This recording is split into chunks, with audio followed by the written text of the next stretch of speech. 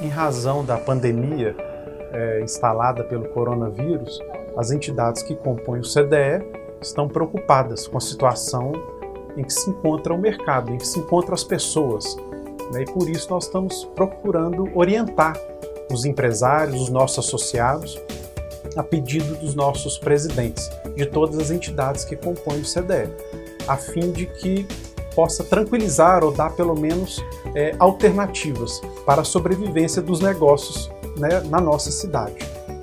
E a primeira coisa que a gente gostaria de colocar é que no âmbito das relações comerciais entre particulares, a compra e venda, o dia a dia ali no comércio, regra geral, tudo continua normal, ou seja, não há que se falar em não pagamento de dívidas ou alguma coisa nesse sentido. Alguns órgãos públicos, alguns bancos estão dilatando os prazos para o pagamento dessas dívidas, mas no âmbito particular do comércio em geral, não há nada concreto sobre isso, ou seja, continua normal, né? Os vencimentos, o pagamento de multas, de juros. O que a gente tem orientado aos comerciantes é que dialoguem com o seu cliente, com o seu fornecedor, a fim de que possa também dilatar prazo, enfim. É o momento do diálogo, né, e da negociação entre as partes.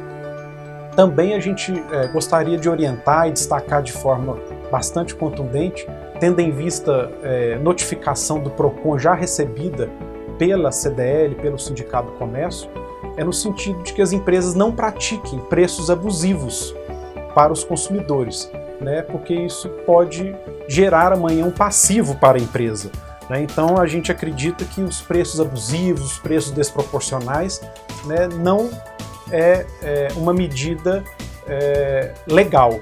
E o PROCON, o próprio Ministério Público, já se manifesta nesse sentido. Já nas relações de trabalho entre o empregado e o empregador, nós estamos aqui hoje com a doutora Graciane Saliba, que é advogada, professora de Direito do Trabalho, e ela vai nos ajudar um pouco e nos dizer aí algumas medidas para que as empresas possam sobreviver nesse momento um pouco delicado que nós estamos vivendo e vamos continuar vivendo ao longo desses próximos dias. Então eu gostaria de primeiro agradecer a presença ilustre da doutora Graciane e perguntar para ela, né, o que nós podemos fazer no âmbito da relação entre empregado e empregador, o que o empresário pode fazer para tentar mitigar um pouco essa questão aí desta crise que nós estamos vivendo, a fim de que possa a sua empresa sobreviver, continuar sobrevivendo saudavelmente no mercado nos próximos tempos, né? Inicialmente eu agradeço, Dr. Thiago, pelo convite em participar. Realmente é um momento desesperador, é uma crise que estamos vivendo e todos nós sentimos essa crise. Especialmente quando a gente fala das entidades que compõem o CDE, lidamos diretamente com as entidades, precisamos delas. Então é muito importante a gente debater isso e criar alguma solução para que seja amenizada essa crise. Na relação trabalhista entre empregado e empregador, o que a gente deve nesse momento é olhar em cada empresa o que pode ser feito. Tem como, primeira medida, vamos pensar o trabalho remoto, o que a gente chama de home office. Tem como adotar o home office na minha empresa? A gente pega, por exemplo, uma loja. Não tenho como, às vezes, fechar a loja integralmente, mas eu posso reduzir o número de funcionários ali e colocar alguns em trabalho remoto. Então, eles dão suporte, porque pelo menos diminui aquele contato. É importante ressaltar que a gente tem uma diferença entre home office e o teletrabalho. O teletrabalho, ele é previsto nos artigos 75A a E da CLT. Lá fala que tem que ter um prazo de 15 dias para sair do presencial para o não presencial, para o teletrabalho. Nesse caso, a gente está entendendo como home office, a gente não está mudando o local de trabalho da pessoa, é simplesmente para adequação durante o período de crise. Então não quer dizer que você está mudando o local, por isso que não seria exatamente o teletrabalho, como a gente sempre costuma falar, costumeiramente, adota o teletrabalho, né? Mas é mais comum. Então a primeira medida que a gente pode pensar realmente é esse home office. As pessoas trabalharem de casa e adequando dentro das possibilidades, porque não são todos os ramos que têm essa possibilidade. E você acha que nesse home office, doutora Graciane, É necessário a empresa fazer um termo aditivo, alguma coisa nesse sentido? Ela pode simplesmente chegar para o empregado e falar aqui, a partir de amanhã você vai trabalhar em casa. Excelente, Tiago. Por quê, gente? Precisa sim do termo aditivo. Para isso, a importância do setor jurídico estar ali acompanhando, especialmente nesses momentos de crise. E aí, além do termo aditivo, é importante a gente lembrar que no home office permanecem todas as normas trabalhistas. Ou seja, a jornada continua, a jornada de 8 horas. Porque no teletrabalho a gente não tem que registrar ponto, né? Então a gente já tem uma flexibilidade maior. No home office, gente, a gente tem as normas trabalhistas todas mantidas. Então tem que ter o repouso, o descanso de 1 hora, que seja para refeição, para parar ali dentro de casa. E para quem está dentro de casa, para esse trabalhador, é importante que ele saiba que ele tem o horário e que ele avise, inclusive, a família: olha, eu estou aqui, mas eu estou trabalhando. Porque ele não está de férias quando adotado o home office. Bom, essa é a primeira medida que eu acho que a gente pode pensar. A segunda medida, que também é plausível, é férias. É a gente pensar, tem como a empresa dar férias, por exemplo? E é preocupante porque algumas empresas me falaram assim: Graciane, mas não tem como, porque eu não fiz caixa para férias. Esse é realmente um problema, porque 1/3 de férias teremos que pagar. Só que a gente tem que ter um cuidado pelo seguinte: se a gente deixar esse empregado em casa durante um período, e que se esse período continuar estendendo e ultrapassarem os 30 dias, a gente pode pensar no artigo 133 da CLT, que fala mais 30 dias dentro de casa ali, a pessoa está recebendo e não está trabalhando, depois ela não vai ter férias. Aí o empregador mais para frente vai ter que pagar só 1/3 a mais que seria devido no período de férias, mas ele perde o direito de férias. Então o empregado está achando que vai ficar em casa e depois vai ter férias, não é bem assim. Então a gente poderia sim pensar nas férias, e aí daqui a pouco a gente pensa férias individual, férias coletiva, como que seria melhor para cada setor. E no caso de o aviso dessas férias, porque o que tem ocorrido é isso: muitas empresas querem colocar já os seus empregados de férias a partir de segunda-feira.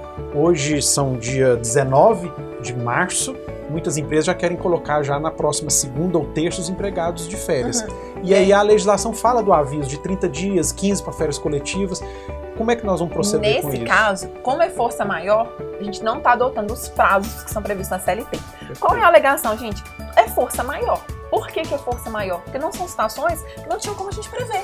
Então não tem como a gente dar os 30 dias de antecedência de aviso de férias, não tem como dar os 15 dias de aviso de antecedência de férias coletivas que seriam previstas. Então esses prazos, o judiciário ainda não manifestou. Provavelmente, se tiver alguma ação futuramente, é claro que há um risco, gente. É importante a gente salientar isso, porque há risco de ação. Mas a gente tem que pensar no contexto todo do país.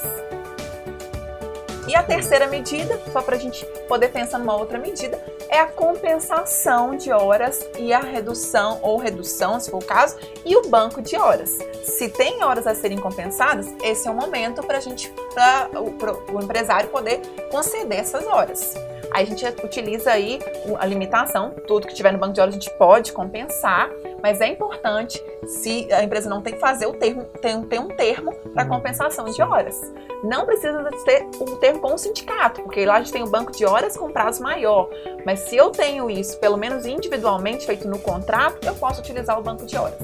E uma outra coisa, só para a gente deixar bem claro, há inclusive a possibilidade de depois ter que compensar essas horas, porque essas horas não estão sendo trabalhadas, estão sendo pagas, e pode ser que posteriormente venha inclusive uma compensação de horas. Então não é férias. Mas a pergunta que muita gente tem feito é o seguinte: nesse banco de horas, a empresa pode chegar para o empregado, por exemplo, amanhã e dizer: olha, você trabalha até às 18, mas hoje você vai trabalhar até às 15, que nós vamos inserir isso aí no banco de horas. Claro, lembrando que no caso de Itaúna, os metalúrgicos, nós temos uma convenção coletiva de trabalho da área metalúrgica, onde existe a possibilidade do banco de horas já. Também tem a convenção coletiva do comércio varejista, onde tem essa possibilidade do banco de horas. Mas e aí, o empresário pode, de repente, chegar e entre aspas, impor isso aí? Nesse momento, como é uma medida de emergência, e dada a situação que todas as lojas estão fechando de repente, o próprio empregador está sendo pego de surpresa. Sim. Então, por isso está sendo aceito até sem aviso prévio. Perfeitamente. Ok. Uma última questão relacionada às férias, já voltando no assunto férias, é quanto ao pagamento. Esse sim deve ser respeitado, o que disciplina lá o artigo da CLT que fala que deve ser pago em até 2 dias antes. Sim, corretamente? esse vai continuar. E aí muita gente ainda veio falando, mas não vai ter que pagar, não vai ter que pagar essas férias agora, não tem como ter o dinheiro. Infelizmente, aí não tem como, porque é um direito do trabalhador. Porque se ele vai usufruir férias, ele vai ter um gasto maior em casa, provavelmente, então esse prazo permaneceu. Sob pena amanhã dessas férias serem anuladas, né? Ser consideradas nulas e aí pagar novamente. Exatamente. Ok, eu penso que foi muito bom a conversa. Vale a pena, podem ter certeza que as nossas entidades, ao longo dessa semana, nós vamos fazer vários momentos assim, né? Talvez os avisos serão muito em cima da hora, mas tendo em vista, né, que cada dia vai surgindo coisas novas. Inclusive hoje, amanhã, o governo está para soltar talvez alguma medida provisória, alguma coisa nesse sentido. Pode ser que surja alguma convenção coletiva, aí seja da categoria metalúrgica, ou comércio, ou serviços, enfim. Então nós, de todo jeito, estamos à inteira disposição. As entidades que compõem o CDE, através da assessoria jurídica, está à inteira disposição para dialogar, para conversar, para trocar ideias. Porque nós todos temos dúvidas, porque é um momento que nunca ocorreu, talvez, né? Assim, então, acaba que isso gera muitas dúvidas. Então, nós agradecemos de forma bastante contundente ao Dr. Graciano pela sua competência, sempre nos ajudando, e esperamos que esse momento passe, né? Que os empresários sobrevivam bem a esse momento, mas tudo dentro da legalidade. Né? E aí nós vamos continuar fazendo nosso papel, que é de orientar as pessoas. Muitíssimo obrigado. Eu que agradeço, que a gente passe por isso logo e ressaltando que é importante, a gente não tem empresa, a gente não tem empresário, a gente não tem também trabalhador, que movimenta toda a economia. Então, que permaneçamos unidos e consigamos aí chegar às melhores soluções para não atingir tanto o mercado, né? Ok.